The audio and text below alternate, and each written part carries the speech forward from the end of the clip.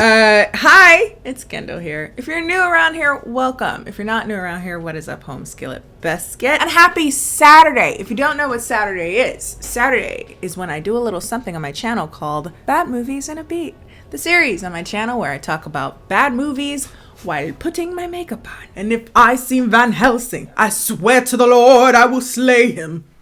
I just realized there's a sizable amount of people that have no idea what that's from. I saw Forgetting Sarah Marshall for the first time in years. Still pretty solid and hilarious. 2008 romantic comedy, so keep that in mind. There are some parts that is like, that didn't age great. But for the most part, still hilarious. Anyway, so last time we were here, we took a deep dive into one of the most offensive sequels ever made, and that is the straight to ABC family Mean Girls 2. An abhorred waste of time. If you haven't seen that video, because I wouldn't recommend watching the movie at all, but my video is pretty fire. I mean, as it always is, you know. If I don't like my videos, why should anybody else? But if you haven't seen that video, you can check that out up above, or you can check it out in the Bad Movies and a Beat somewhere playlist. Now today we are returning to one of my favorite, unironically, places on the internet, in the streaming world, and that is we're returning to PASSIONFLIX'S. I have done one video on PASSIONFLIX'S thus far, and if you don't know what PASSIONFLIX'S is, it's a streaming site that's pretty much entire purpose is to make low budget, lifetime level, but R-rated, so it has like cursing and possibly nudity, versions of only slightly better but still shitty romantic novels. The first time I talked about it, we looked at Afterburn, Aftershock, Afterburn, I always forget. Just horrible, terrible, just, oh my God. It's this incredibly condensed and specialized streaming service for nothing but romance. And when I discovered it for $5.99 a month, this is not sponsored by the way, I'm the reason y'all got an uptick. I know for a fact people subscribe because I talked about it last time. I shouldn't be doing this for free, I really shouldn't. But for $5.99 a month, you can have all access to a seemingly endless supply of trash. I could spend a lifetime on it, I really could. I had to break myself forcibly away from it last time because I was engulfed, and if I didn't, we would just be a channel talking about PASSIONFLIX'S at that point, and I don't like to limit myself. But today we're looking at another flaming pile of garbage that I found very swiftly whilst perusing the streaming site. We're looking at Dirty Sexy Saint. With a title like Dirty Sexy Saint, I thought we were gonna get like a scandalous expose of like a priest and someone's wife or something, you know, something real lifetimey, something real messy. And I did not get that. Quite a benign watch, really. It was very completely uneventful. It was. With that said, it does encapsulate a lot of tropes that I expect from a romance, but especially from a PASSIONFLIX'S film. That was hard to say. Those include, but are not limited to, a weirdly hot, almost alien hot man that is so hot that it's unattractive. My theory as I watch more of these is that this is supposed to encapsulate how novelesque he is. If your mind's eye could create the most beautiful man, what would he look like? But sometimes we don't need to be faced with our own reality. There's something very uncanny valley about them. This guy, not as much, because his acting feels more human than the last guy who kind of gave a performance like a hot plank. But he still does have some of those moments that are like, Two, I expected a lot of gratuitous sex, a lot of unappealing, sexy talk, a bland, uninteresting, and or annoying female protagonist. Definitely check. The mention of the man's dark past that can only be extinguished by the pussy. And last but not least, of course, my time wasted. And allow me to say that all the girls are accounted for, baby. And though recently I found myself prone to giving these long, thoughtful, and drawn out intros to movies, I really don't feel like this movie deserves it. So without further ado, this is Dirty Sexy Saint. So the movie is about Samantha, a rich girl with rich girl problems. Namely, that her father wants her to enter into an arranged marriage with a other rich man that she doesn't really love in an effort to seal like a business deal or something. And we learned this like immediately in like a really weird way. I've also noticed that these films don't have like opening credits. Like, it's like title screen, plot, Much of these films are banking so much on the sexy, steamy elements to such a degree that they say, fuck a plot. We'll just throw the information out there. We'll get to the part that you want to see, shirtless men and bad sex, because that's what we came here for. It feels very like, we know what you're here for. We're not going to waste your time. Don't waste ours type vibe. To some extent, I appreciate the transparency. But yes, Samantha essentially overhears her father pawning her off to this man. And she exclaims that, "Father, I do not love him, and he does not love me, so we shan't marry." She's not British, but that's the vibe. There's something very, very like royal family-ish about kind of how this is delivered and written. It's so weird. So she like denounces her status. I was gonna say her crown, and then I realized this is not royalty. It's just a rich white girl. Like, I get it, she's rich, but like her family's like bankers or something. I don't know. But she's like, I'm not gonna marry him. I don't love him. I don't want to marry someone I don't love. So I'm gonna like run away from home. And essentially, her parents are like, if you don't marry him, if you walk out that door, we're gonna cut you off. And so she's like, I will take that chance because I am a free-spirited woman. So this is what she does. She leaves her family and all of the privileges that affords her. So she goes off into the wild city with her very expensive car. I guess that's not included in one of the luxuries she's giving up. Well, technically she is, because she takes this car and the keys and just leaves it in an alleyway somewhere inside of the city, which annoyed the out of me because she could have just left it at home. She could have just called a taxi. Because you know she don't have no skills, so she didn't buy that damn car. It's like, be mad all you want. Leave the car then. She takes the car and her phone and just leaves it. Just leaves it in the city. I knew this is what I was getting. I knew I was gonna get a movie about a rich white girl going to find herself in the slums, gentrified slums. But just because I knew it was happening doesn't mean I can't be disappointed. I don't know who I'm disappointed in the movie or myself. I did click on it. I don't know who's to blame here, but it's probably me. But the taxi driver takes her to this casual dive bar run by our male protagonist, the hunky dreamboat character that is Saint. Now, Saint is a nickname. His name is actually Clay, but we call him Saint because dirty, sexy Saint. That's why they named it Saint. Not even because it had any reference to sainthood, just really. Now, like I said, this guy isn't as bad as the last guy that we looked at for Passion Flicks. He is a little bit more emotive, and he doesn't make me feel as deeply as well, that's not true. There are moments that he makes me feel deeply uncomfortable, but not in the same kind of like psychopath staring through my soul type way that the last dude did. But with that said, he kind of says things that makes me want to disown my own ovaries. The first words out of his mouth are, "Who's a cupcake?" Who the f said? Please tell me that this isn't like, this came out first actually. I think this is 2019. But is this like another "are you lost baby girl" type vibe? Are y'all really trying to make fetch happen? Because I'm sitting there theoretically, when I assume this is based off of the book, because there's a whole book to this again. Theoretically, somebody was like, I need to do a thing. I need them to have a thing, like a nickname. I need him to call her something. And they landed on, of all things, Cupcake. It's just, I guess also in a very similar "are you lost baby girl" kind of familiarity that isn't earned. It's like, who are you? Why are you calling a stranger pet names? Spoiler, they're gonna try to use this as like a cute little pet name throughout the movie. It just stank. But Saint is inexplicably drawn to the blonde who came sloshing her way into his bar and ordering plethoras of lewd sounding drinks, which are always delicious, by the way. The dirtier a drink's name is, the more delicious it is. I miss college. There is a bar that would give a shot, which usually comes with whipped cream on the top. But except at this place, they use 2 straws to make an upright shaft.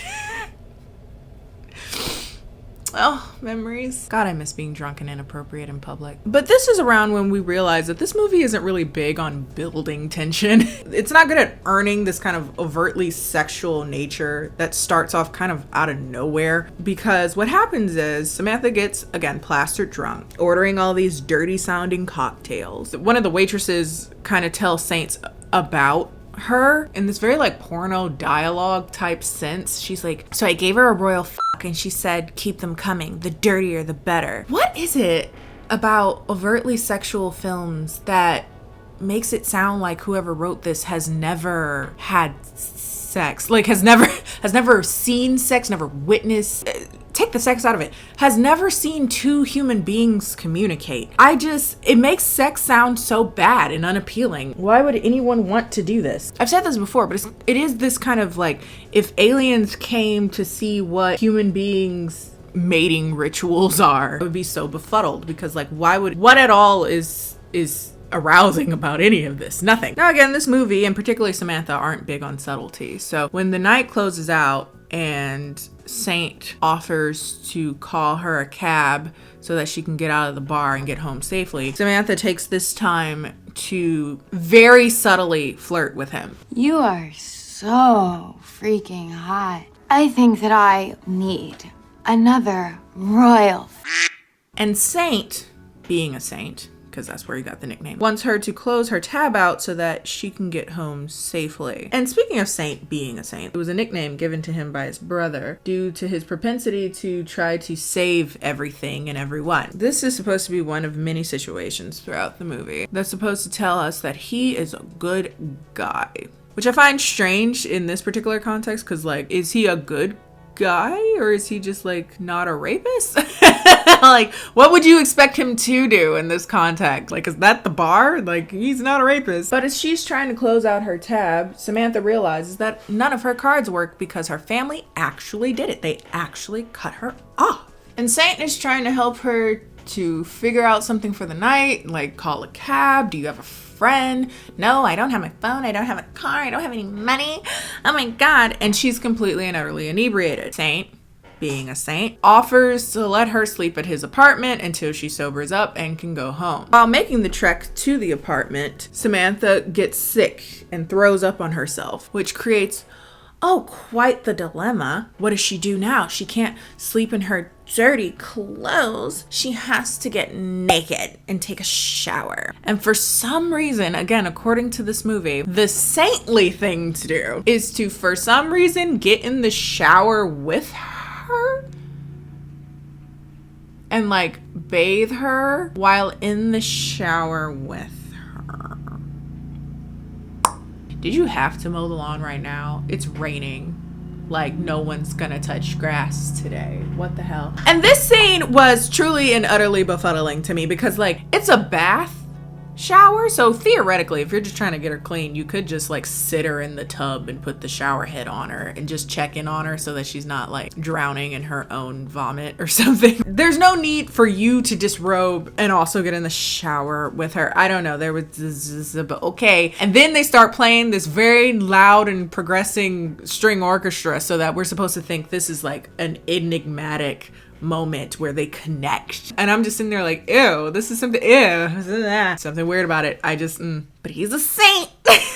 And also, while they're showering, again, there's this apparent vibe that I'm supposed to find this like sensual and exciting, and I'm just like, this stank a little bit. It stank a little bit. It's a little stank. He helps her out of her bra and underwear like a saint, and gives her one of his shirts and just lets her sleep it off in his bed until the next morning, and he sleeps on the couch or something. The next morning, she awakens in an unfamiliar place, confused but with flashes of the night prior going on in her head. She wakes up and goes to the kitchen where she sees Saint. My pounding head and my sore body are clearly protesting all the drinks I indulged in. You're definitely a cupcake. Samantha asks, as do I, why are you calling me that? Don't call me that. Well, I said don't, but she seems to be into it. I don't know. And he says that he calls her that because she's a lightweight. But you've been warned. That's what we're doing the whole movie. So prepare for that. Strap in for that. Samantha, being that she's also the worst, she's just the most annoying thing. She basically says, look, I have nowhere to go. I have no money. My parents have disowned me, essentially. I have no prospects. Can I live here? Like, let me live here, essentially. I know it's an inconvenience, but like, I can work at your bar. Of course, because this is a movie and Saint is a saint, he reluctantly agrees. And then like immediately after she makes out with him, it was so, I was sitting there trying to really encapsulate what was so weird about this like progression of events, because it felt so sudden. Thank you for letting me live here. And then just as sudden and unearned. That's, again, the word that I was going to use mostly, is that this has a bunch of scenes that just don't feel earned. It comes out of nowhere. Nothing in this conversation felt like it would naturally lead to this. Even more confusing was his like response to it. He like starts making out with her and then he like stops, and that makes sense to me because it was very kind of like, what? But then he hits us with this ghastly line. You're playing with the hottest fire there is, cupcake.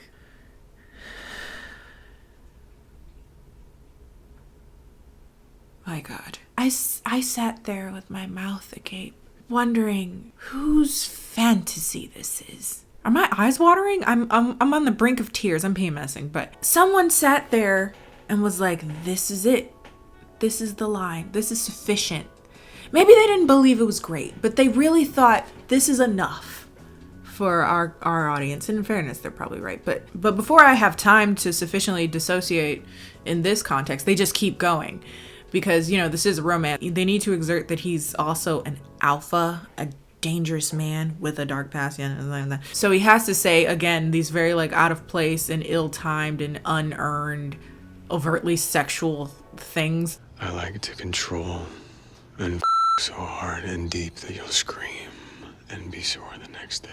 Like this makes me want to just sew my shit up. I have no need for it. Put my pussy in storage, take it on a U-Haul. And outside of it not being sexy, there is an element of just hilarity within the almost painful, literal nature of this conversation. We get it. It's the free-spirited rich girl going bad, but they literally have her say, I'm not a good girl, I'm bad. But Samantha is now officially gonna move in, so she ends up meeting one of, oh, this is confusing, Saint's brother's friends, an Asian girl with streaks.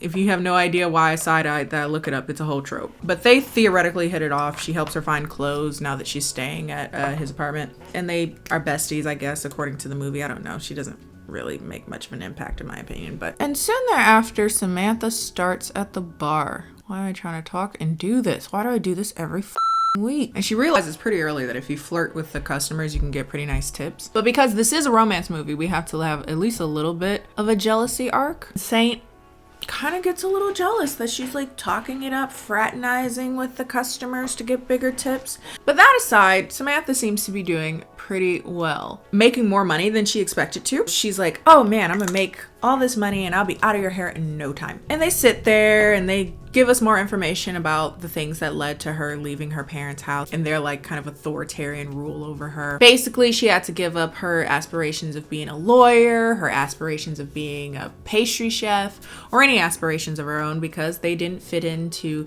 the desires of her family. And again, she tells Saint that the final straw was that they wanted her to marry someone that she simply did not love. Saint also shares his background to some extent. Basically, he inherited this bar from the last owner who ended up being somewhat of a father figure for him. He is essentially the most responsible of all the brothers in his family. There's 3 in total. Despite this conversation, too much time has passed without ill-timed, badly paced sexual attention.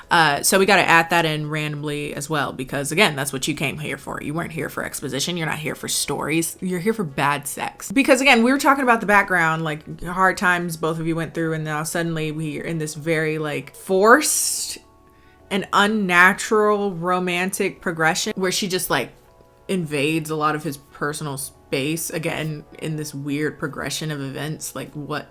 And that's also another component that makes me hate this movie, because Samantha is presumptuous as like, she goes up to him and lays it on so thick. Basically goes up to him, get all up in his face, and he's like, I don't think this is a good idea. And she just says, well, that's simply irrelevant. Which, consent is a two-way street, my guy. It's not only for women to give. She does this essentially the whole movie because she knows, I guess. I don't know. It's weird and uncomfortable. I don't like it. But again, this is a movie, so they make out. And in the midst of making out, we find out the reason for his hesitancy. He basically goes on about like, you know, how much of a rough alpha he is. You know, my dick can slay dragons. But if that's what I want. He turns her down again. And then as shitty music plays, we have like a compilation of him being just tempted by her being too close to him. Which all culminates into her one day coming into his office in an ugly two-piece. It would have been cute, but it's ill fit. She comes into the office and she comes to seduce him. He,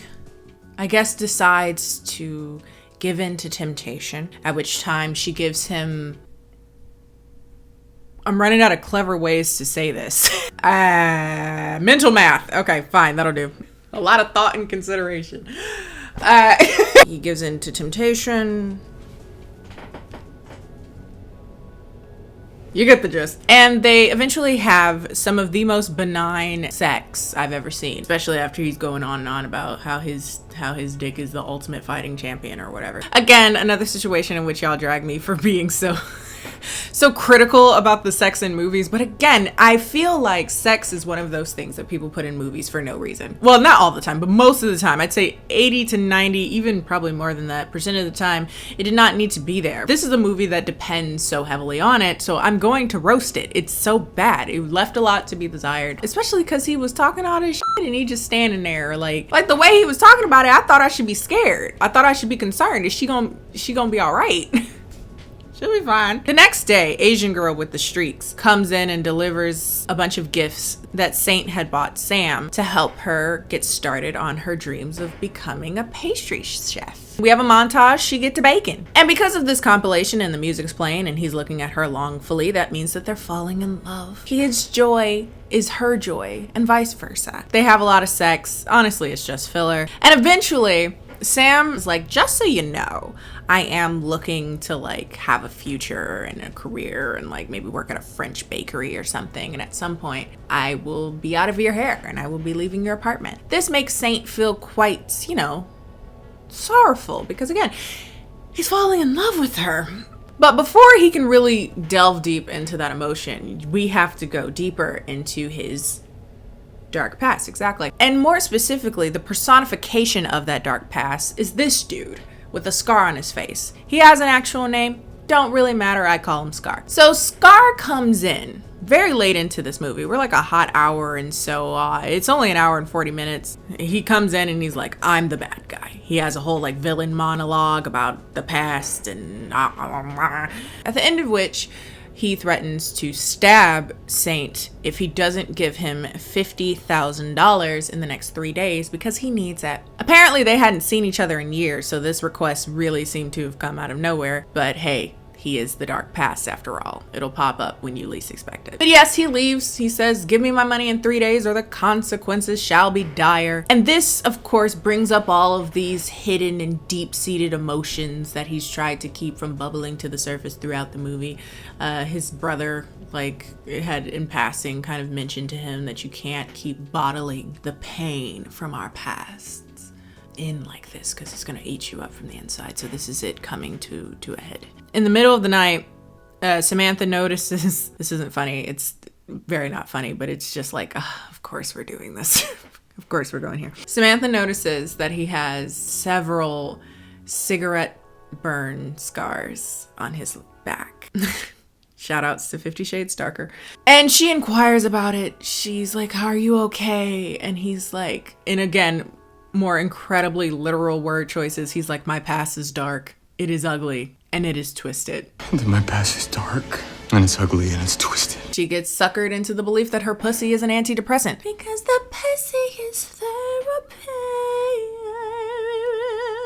Last time I said pussy is therapy, people really thought that it was a song. Nope, it's just going into the list of stupid jingles I sing throughout this series. Speaking of parallels, by the way, I said this in passing and it was kind of a joke, but actually there are several parallels between this movie and 50 Shades of Grey. Of all the things you can take literary devices from. Jesus, but 50 Shades of Grey, the whole like mama was a crackhead, so Saint's mama was a crackhead, also a sex worker, had the 3 boys and each of them had different fathers, all of which were her clients, an addict, and so she didn't really take care of her kids on account of the crack. So Saint becomes the sort of adult of the house and kind of takes things over where she was lacking. They lived in the projects, poor, and they were starving essentially, and no one ever said anything because there's some dirty poor kids in the projects. But yeah, he had this rough upbringing, and this is the first time he really talks about this with Samantha and presumably anyone else. He's never allowed himself to be vulnerable in this way with somebody else. And basically, the mom was dating Scar, and she ended up going to jail for solicitation or something and died in prison. And after that, Scar was their kind of legal guardian. And one night, Saint pulls a butcher knife out on him after he was like beating one of the boys. And that's how he got that scar, and he ran away for years only to reappear now asking for $50,000. He talks at length about how they struggled and how he eventually found help in the late bar owner and then ultimately found his kind of foundation through owning the bar and working there. Now, don't mind me, I'm just musing, okay? But I'd love to hear your thoughts on something. In my time on this earth, I have read so many romance novels, so many webtoons, anime, manga, watched so many romantic movies, and I had something click while I was watching this movie, and it's a trope that is so fascinating to me. I've long noticed the trend of the dark past, but there's also an element that I feel like is a little bit more insidious, and that is the dark past of the poor street urchin who builds himself up by his bootstraps and becomes this like debonair DQ man, right? He might have a track record, something that makes him a little bit dangerous, a little bit dirty, and theoretically marred in the social hierarchy. He's also an attractive cis white straight male. There's something like comfortable about that, or is seen to be comfortable about that, approachable about that, even desirable, because he's like theoretically the package of all the things that are supposed to be desirable in, at least in the United States or in Western conversations. But he also has this trauma, makes him a little dangerous. And there's something about that that feels weird to me. It's kind of like a gentrification of poverty and trauma, even a fetish for trauma. I don't know where I'm going with that, by the way. It's just something I was musing over, because this trope comes up a lot. It's a very frequent trope, especially in connection and correlation with like the rich girl.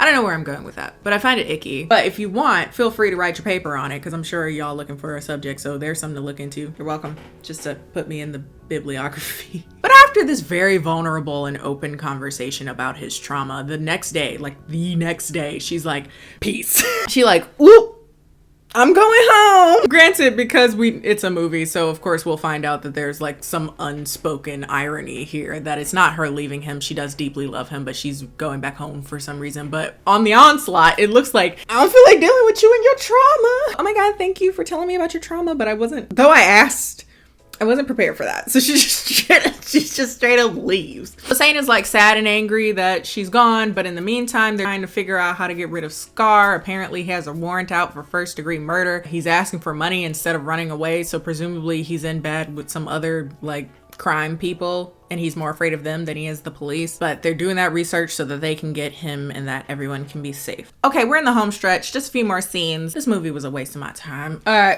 knew it would be, but I'm shocked every time. I don't know why. So remember the dude that she's supposed to be marrying but don't want to marry? Okay, well, he comes to the bar, introduces himself, says basically, here's $50,000. I'm the guy that she was supposed to marry, but low-key, I don't love her. She don't love me. But the reason why she went home was because her father gave her an ultimatum, and he said he'll give you the $50,000 that you need if she comes back home and marries me. But low-key, like I said, I don't love her ass, but I want her to be happy. So here's $50,000. I'm not marrying her. I'm gonna be on my way. Peace out. Do with the money what you will. Which was convenient. Like, they knew the movie needed to end soon, so okay, good on you. Scar is arrested. There didn't even need to be a conflict anymore.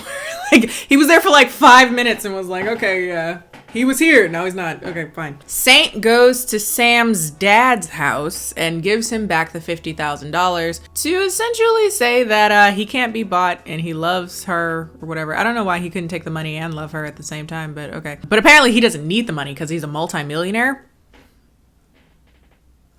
We finding that out. I mean, he has a nice apartment. I guess I could have guessed, but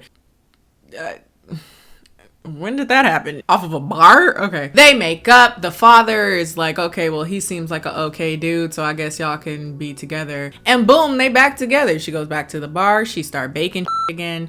I don't know if she ever like actually becomes a pastry chef. But yeah, whatever. That's the end of the movie. And I just like to end on a note that Passion Flicks, I love you. You always keep me begrudgingly entertained.